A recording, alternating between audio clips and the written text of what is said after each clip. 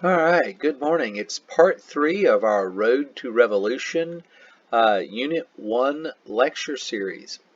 Today we're going to start talking about what leads America to feeling like we are no longer a part of the British Empire, that something's changed.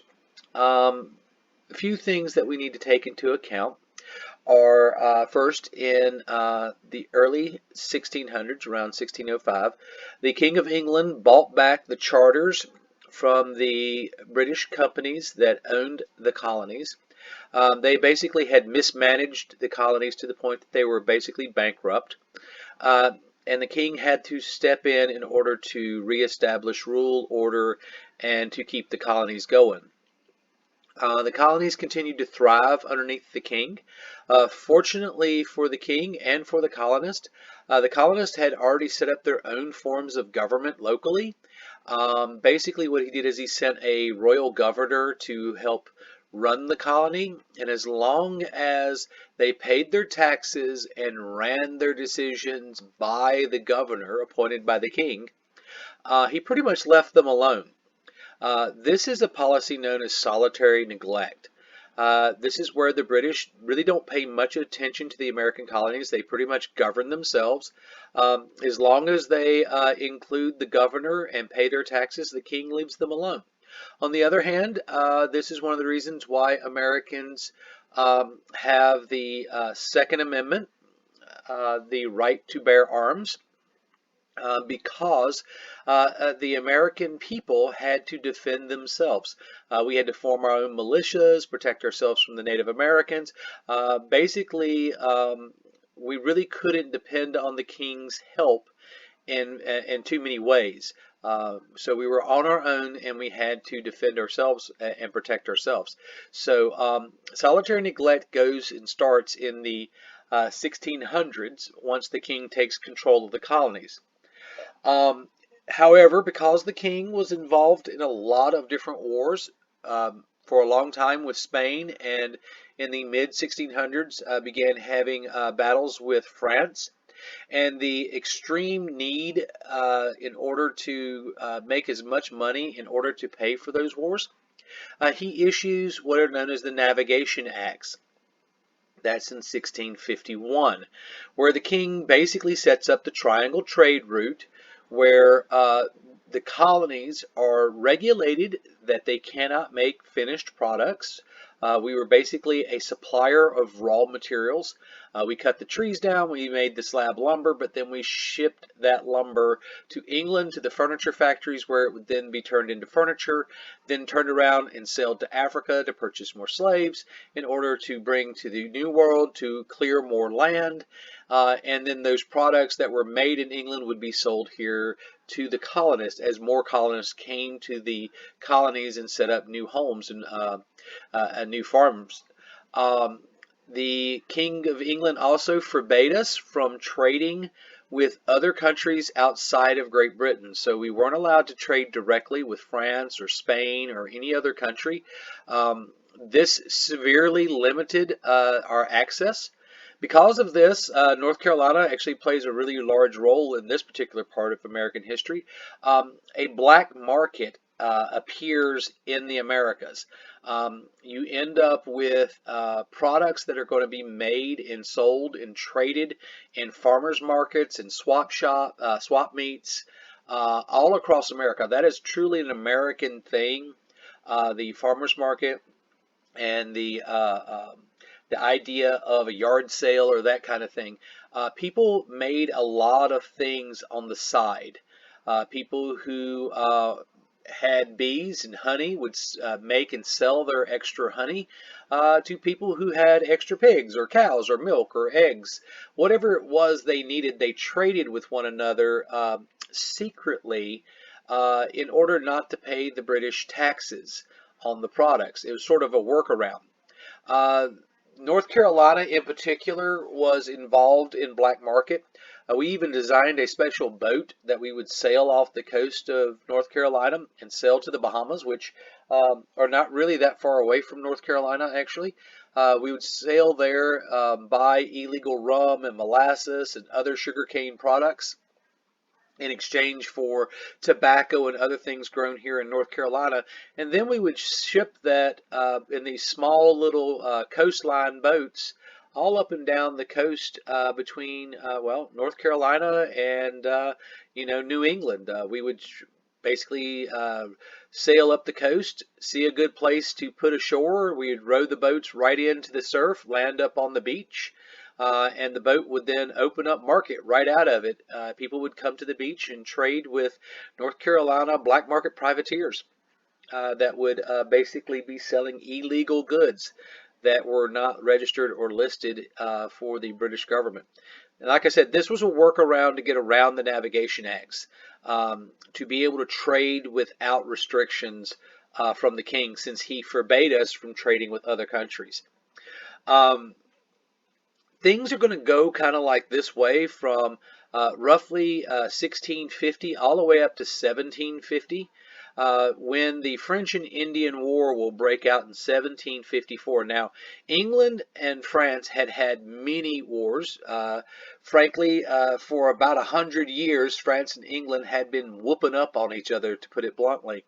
And what you see here is a culmination of fighting between the British and the French, finally reaching the colonies. In particular, in Canada, Canada was controlled by the French. They colonized completely differently than we did here in the Americas.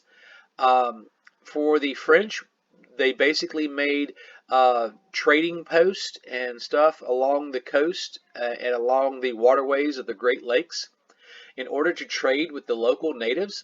And the French had gotten heavily into trading for furs, French fur market. Everything from bear to mink to, well, you name it, they traded in it. It was a completely different type of relationship between the French and the Native Americans and the English and the Native Americans. For the American colonies, we were pretty much interested in homesteading and setting up farms and bringing in cows and things like that, and pushing the Indians, the native people, out of the way or off their land. Whereas the French usually actually didn't really want the land itself. They may have claimed the land, but they didn't bother the Native Americans at all. They basically were more interested in a trading partnership with the Native Americans, which frankly made the Native Americans much more interested in cooperating with the French than it was the Native Americans cooperating with the British. Anyway, wars in Europe will eventually spill over into the Americas, and French and Indian warfare will break out along the borders between the American colonies and the French colonies. A lot of fighting will happen. The British will send about 10,000 troops to America to fight against the French. However, the local colonial soldiers will make up about 9/10 of the British army. So for every British soldier sent to the colonies to fight the French, there's going to be about 9 American colonists who are going to be mustered into a colonial militia to fight against the French and Indian. If you actually looked at the difference between a British redcoat, how you can tell a regular, which is referred to as a British regular, that's a professional member of the British Army, and that of a colonial British soldier, it has to do with the colors on their lapels and on the tails of their jackets. For a regular, you would see cream or white coloring on the cuffs, the collars, and the waistcoat, and the backs of the tails. So the jacket would be red, but it would have white collars and cuffs on it. Also, the thread would be gold. And that would tell you that you were facing a British regular. A colonial soldier would be basically in the same uniform, but where instead of having a white collar and cuffs and the backs of the tails having little white triangles in them, they would be blue. and that would identify a colonial British soldier. So it'd be a red jacket with blue cuffs, and the thread would be actually silver. So the buttons and the thread around the buttons and things like that would all be silver, and that would tell you that you were facing a colonial soldier. Um, Outside of that, the only real difference in their uniforms was a little bit difference in armament. The British soldier, a regular soldier, would carry a 55 caliber uh, musket, smoothbore musket called the Brown Bess. Um, with its 24-inch, 23.5-inch long bayonet attached to it. It was almost 7 to 8 feet in length. The rifle itself was 6 feet from butt to the end of the barrel. And then you added another 23-inch long piece of steel on the end of it. So you're looking at something just shy of 8 feet long. It served not only as a rifle, but as well as a spear, or what was referred to as a pike, which is a long stick with a pointy end on the end of it. This was devastatingly used by the British regulars. So you have British regulars carrying this uh, bayonet and this rifle. Sometimes they would have other armaments, but very few. That generally was not part of a British soldier's attire.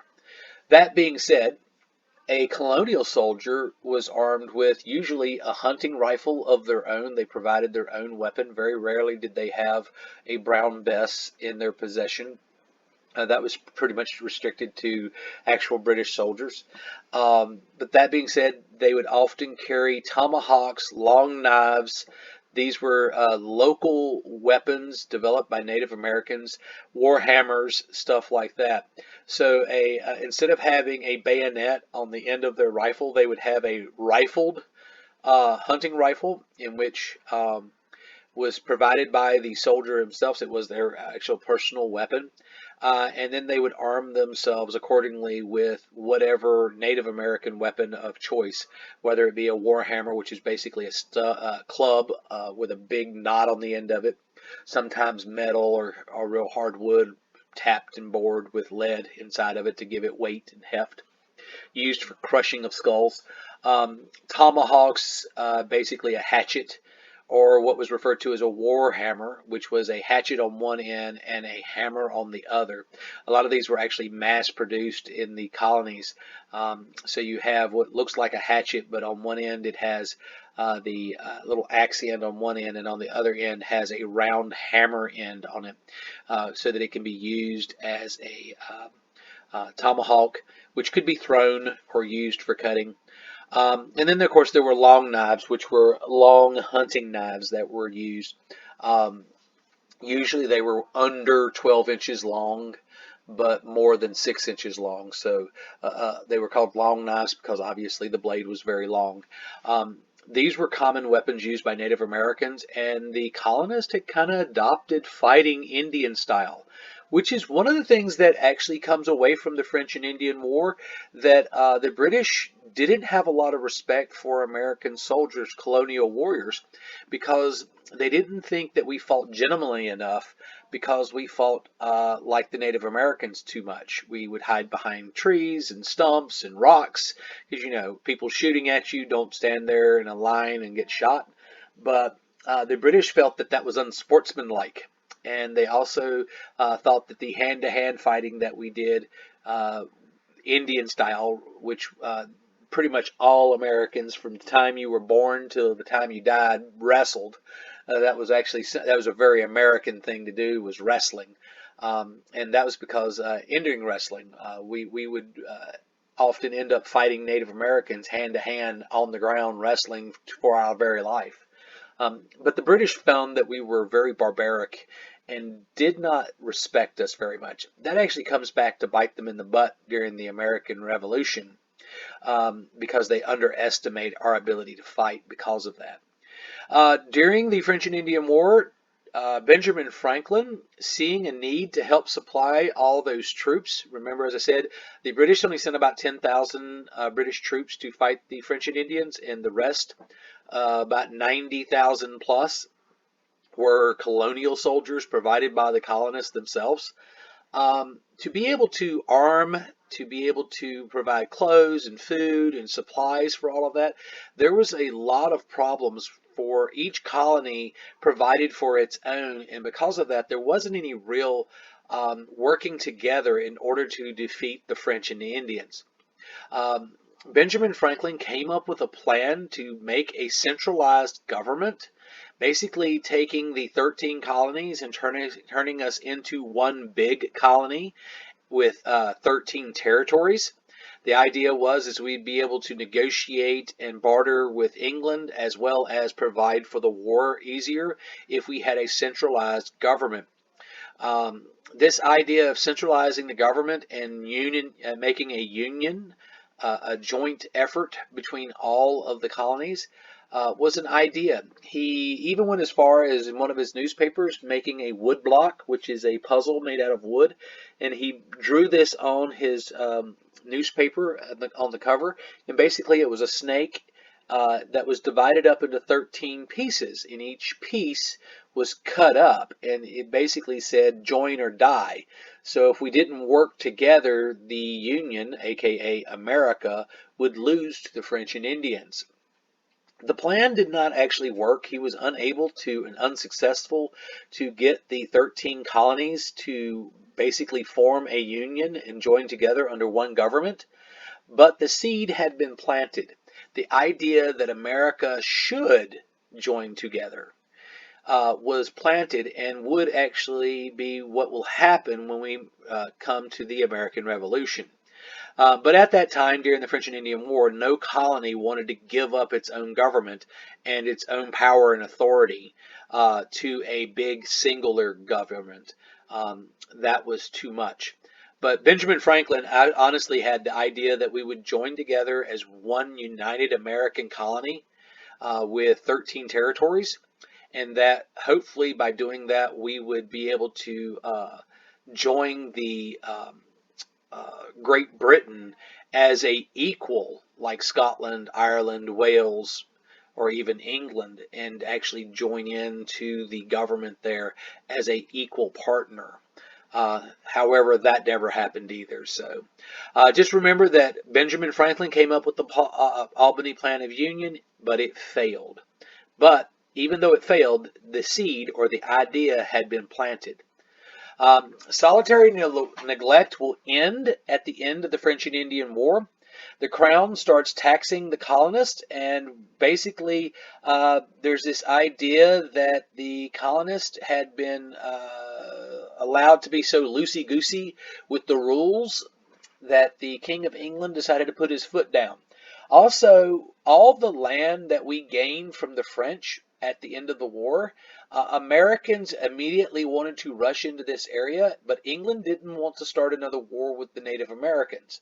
So what they did is the King of England will actually issue the Proclamation of 1763, where he basically forbids the colonists to be able to go into the Ohio and Tennessee River Valley areas on the other side of the Appalachian Mountains, forbids us from moving there, and tells us that we cannot settle on that other side of the mountain. Unfortunately for the king and for us, most Americans basically said, I've got feet, watch me. He says, you can't go over there, and well, I guess you can imagine what we did. We went over there. Because of that, it required more and more British soldiers in the Americas in order to stop Americans from going over the mountains into the Appalachian Mountains on the other side into the Ohio River Valley, and also more and more soldiers to be between us and the Native Americans. In other words, to stop another war from happening. Because of this increased number of British soldiers being left in the Americas after the French and Indian War, the British government decided to pass an act that Americans would be forced to provide food and housing for said British soldiers. This was against our rights as citizens. All American colonists believed themselves to be British citizens. There's a difference between citizens and subjects. Subjects are people that have been conquered and forced to become part of an empire. We were never captured or forced to become a part of the British Empire. We were from the British Empire and came to the New World. Thus, we were British citizens, and British citizens had rights. And one of those rights that we really did not like was having troops in our home. To put it bluntly, you don't go in someone's home without their permission. And for a government to tell you that you have to let these British soldiers into your home, which they often were rude or abusive or not very nice towards your wife and children, caused for a lot of conflicts. There was also a lot of abuse, not only handed out by the British soldiers, but received by the American colonists. A lot of people had a lot of bad mishaps between these soldiers. Also, a lot of these soldiers weren't even British. A lot of the British soldiers that were being put into homes were actually mercenaries hired by the British government, usually from Germany, called Hessians. And they were a particularly mean bunch of soldiers. So this really did not go down well. Even today in America, there is architecture in our homes that speak to the privacy of the home. Americans, a lot of them, an American style that you will see have front porches.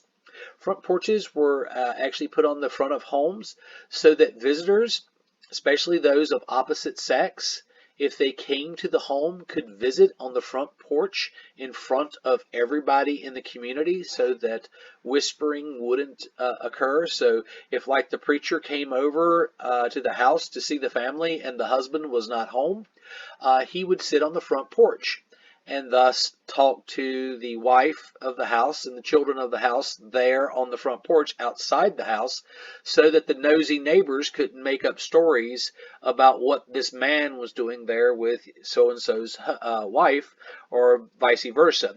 You know, your mom left to go visit her sister who was having a kid, and the neighbor kept coming over to your house to visit your husband and bringing meals. You didn't want people making stories about what could be going on there. So the idea of the front porch is an American architectural idea to protect the person's honor who lived in that home, the wife or the husband, either way. In climates, places that are not warm enough to have a front porch, we have the foyer, and then of course the main sitting rooms, which usually had big open windows with open screens.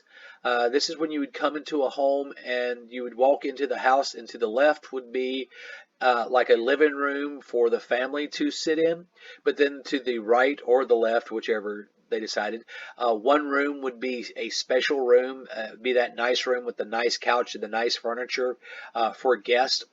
The idea is that you didn't get past the front rooms into the actual living spaces of the home. So the front rooms of the house were public rooms, rooms in which you would entertain visitors.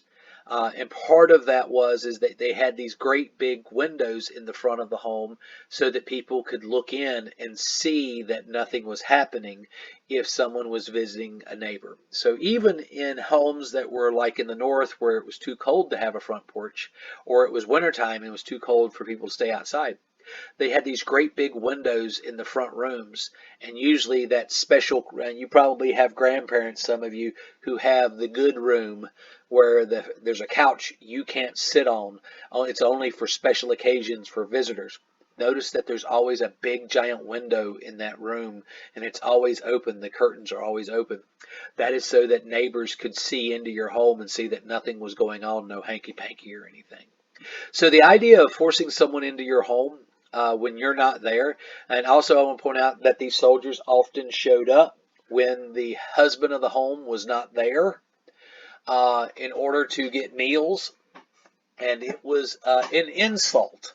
It was a true insult to the colonists to have people in our homes. Matter of fact, it was such an insult that it appears 4 or 5 times in the Declaration of Independence as a reason for ending our relationship with England. In other words, we went to war because they put a soldier in our home. So that's pretty heavy stuff. The writs of assistance allowed for British soldiers to search homes without warrants to look for smuggled goods. Once again, I told you that North Carolina, in particular, had a history of black market smuggling, smuggling goods from the Bahamas and selling tobacco and other products on a black market basis. The British government felt like this was tax evasion, and because of this, they began searching homes, looking for products that you should not have. Basically, this was a harassment. This was to force people to buy goods from the local government store where taxes were on everything. On top of that, the government needed to raise a lot of money to pay for their wars with France because, frankly, England was bankrupt. So they issued the Stamp Act. What is about this that is so heinous is that the stamp was put on all products made with paper or legal documents. This stamp was really not a big deal. It was only like a penny for the stamp on these items. It really didn't change the cost of the product very much. It wasn't like they were tripling the cost of the product. But what they were doing was passing a tax on us that they didn't pass on themselves. So this was a special tax only on colonists, which we felt was unfair because we were British citizens, not subjects. So this is where we start getting that call for no taxation without representation. That if England was going to tax us unfairly, then they needed to give us a voice in Parliament in order to do so. That we were British citizens and thus protected by the English Bill of Rights and the Magna Carta, that the king could not pass taxes on us without our permission. Y'all remember that, right? So, we did not like this Stamp Act at all. It wasn't a big deal when it comes to money, but it was a big deal when it comes to how England views us. At this point, England is not respecting us as citizens. They are treating us like subjects. Remember, subjects are people who are conquered. We were never conquered. We were British citizens. Rights and property and laws, we were equal with those that were living in England. However, they were not viewing us that way. They were changing their way of viewing us. Because of this, women in particular will start a boycott in 1765 where they will refuse to buy British goods. They did this so well that it nearly bankrupted England.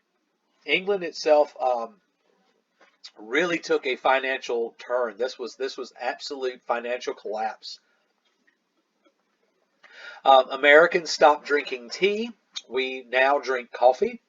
I am a huge, huge coffee drinker, and that goes back to this 1765. Before that, Americans drank tea. But in order to not buy British tea, which was taxed, we began to drink coffee. In particular, in the South, we began to drink coffee mixed with a thing called chickpea, which adds a nutty flavor to the coffee. Chickpea is a local pea nut that you can roast with coffee, and it adds like a peanut butter flavor to the coffee. It's very, very popular the further south you go. But anyway, homespun, called linsey wool. This was cloth made from products. Also, many of you have probably seen a quilt in quilting squares.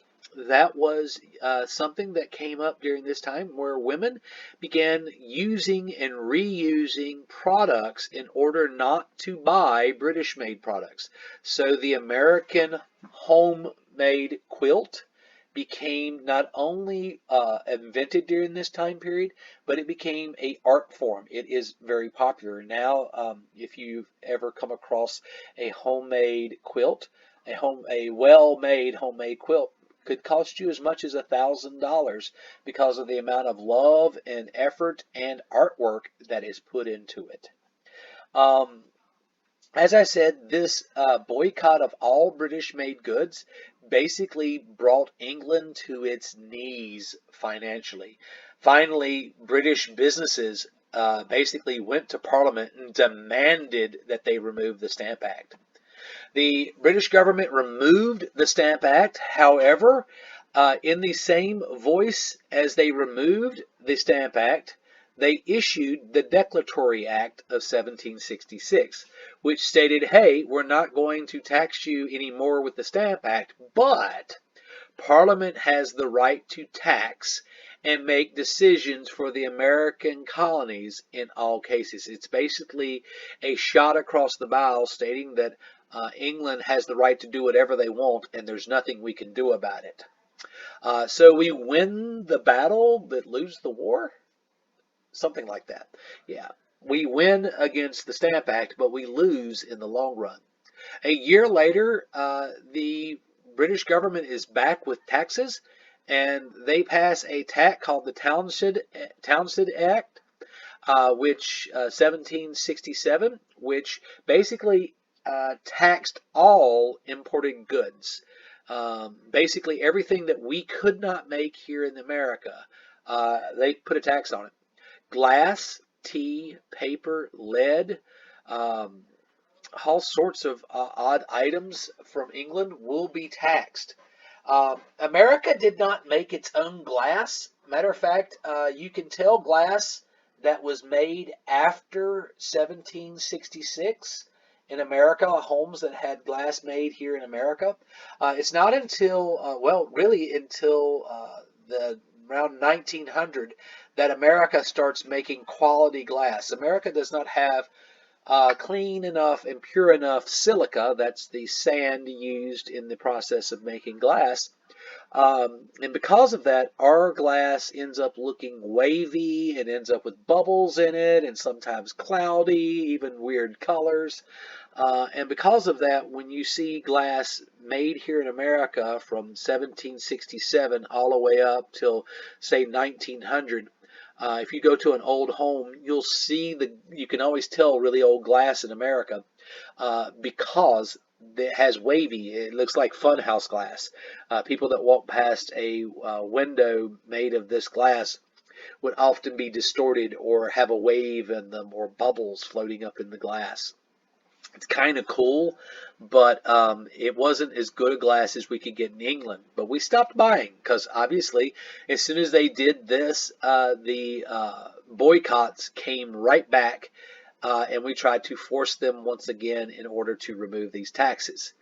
It actually eventually gets to a point in the American colonies where the British government is forcing us to buy these products. And like I said, they taxed things we could not make, things that we needed that we could not make here in America. By the 1770s, the Boston Tea Party will happen. Case in point, there will be a group of guys called the Sons of Liberty. The Sons of Liberty are a young group of men in Boston who were members of the Masons, and they were under the leadership of a guy named Samuel Adams. Samuel Adams was the leader of not only the Sons of Liberty, but he was also the Grand Mason for the Masons Lodge. He was the head Mason or Grand Poobah of the Masons there in Boston. And he held meetings, Mason meetings, in his bar. He did own a bar. And yes, Sam Adams is the beer that you hear of is named after that Sam Adams.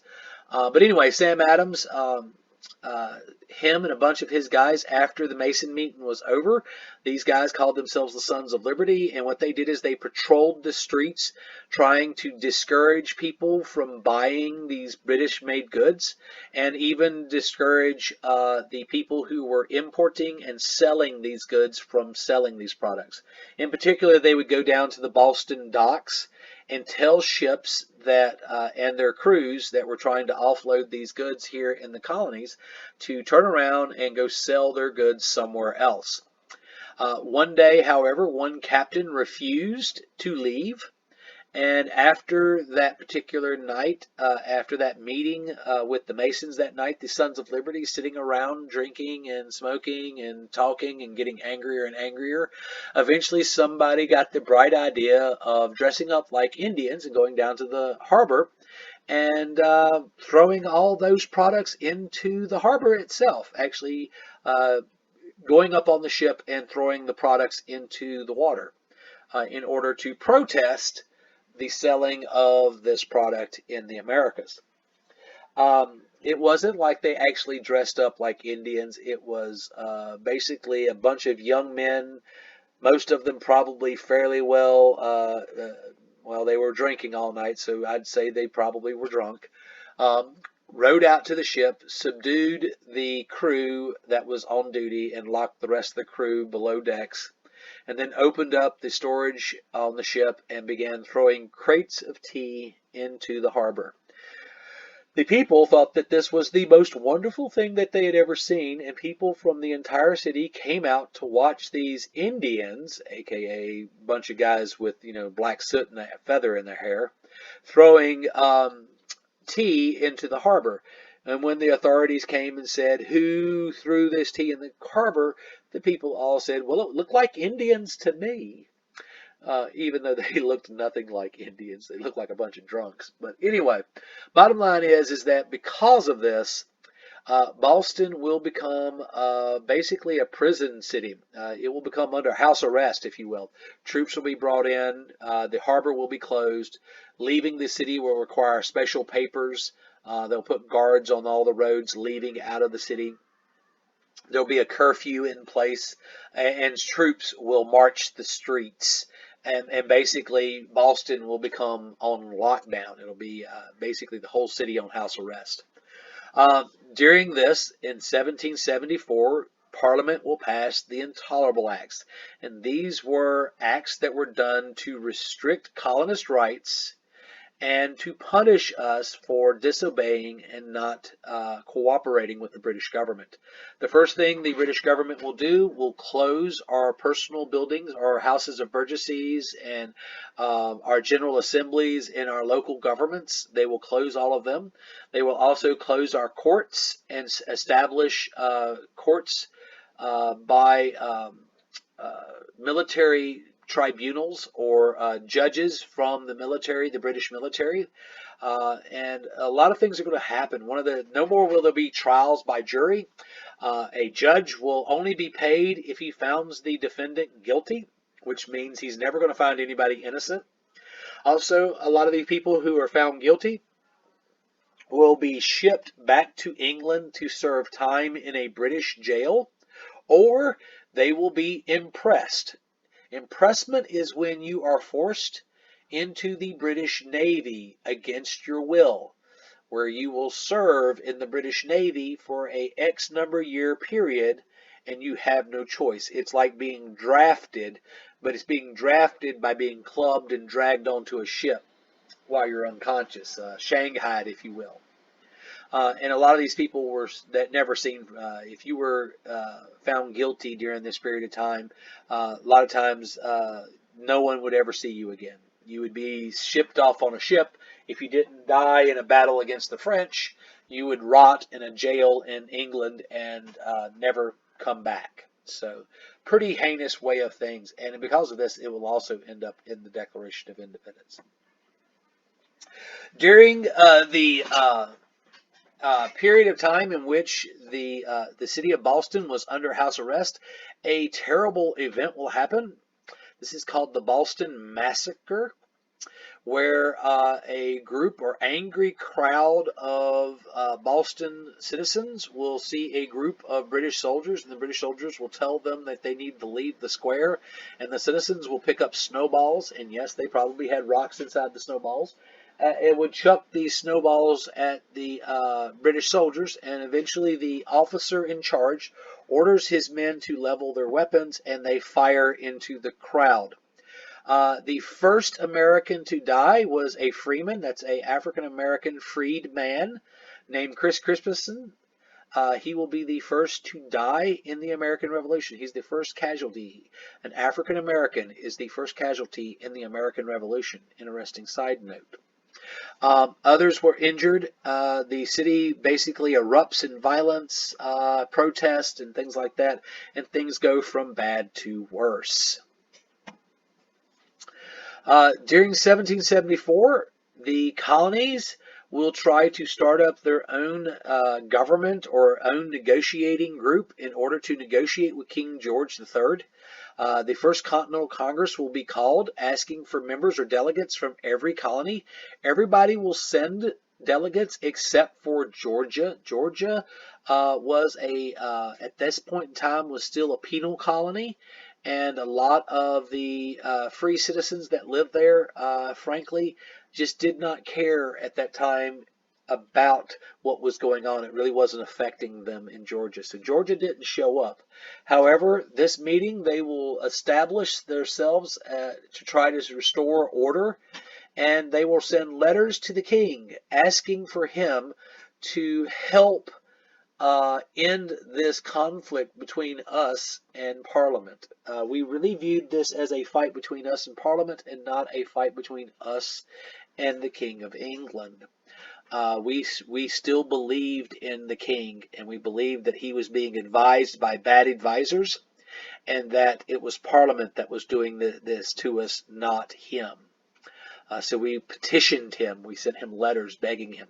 We also made plans to extend the boycott of British goods to try to put pressure on Parliament to end this dispute between us and Parliament. This did not really work. The officer in charge of Boston feared that the colonists would rise up and try to liberate the city of Boston from the British troops that were holding it under house arrest.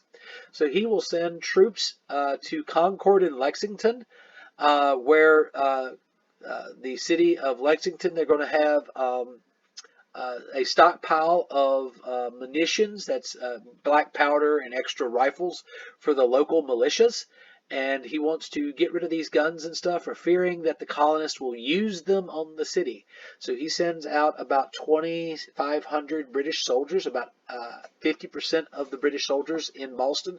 He will send them on a 40-mile march to Lexington, and as they pass through Concord, there will be an incident that will, the British soldiers, a group of them, will open fire on the militia there in the town, and about 70 Americans will be shot and eventually bayoneted. They will be ordered to be killed instead of captured or imprisoned. They will actually march over and stick them with a bayonet, killing them. They will also make it to the stockpile and burn the stockpile. This is called the shot heard round the world, this opening fire here in Concord and Lexington. The stockpile of weapons will be burned, and on their way back to Boston, all the militias from probably 50-mile radius of the road all the way back to Boston, in every direction, every person who owned a squirrel gun, a shotgun, whatever they had, they brought it out and went after these British soldiers, and would shoot at them from the hills and behind rocks and trees and pepper them all the way back to Boston.